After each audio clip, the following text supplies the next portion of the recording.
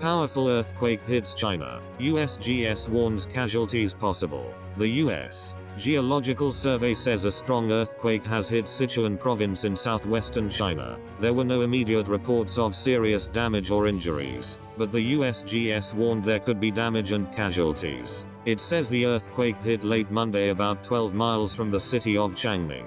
It says it was centered at a fairly shallow depth of 6 miles. Shallow earthquakes tend to cause more damage to buildings and infrastructure. An aftershock measuring magnitude 5.2 later hit near the same area, the USGS said. The Beijing Youth Daily said some people had been injured, but that could not be immediately confirmed.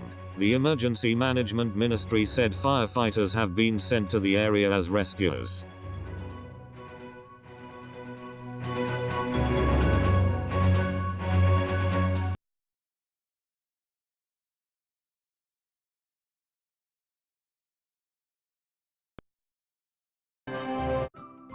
Thank you for watching.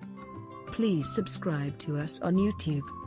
If you like donate to us, visit home on the page PayPal.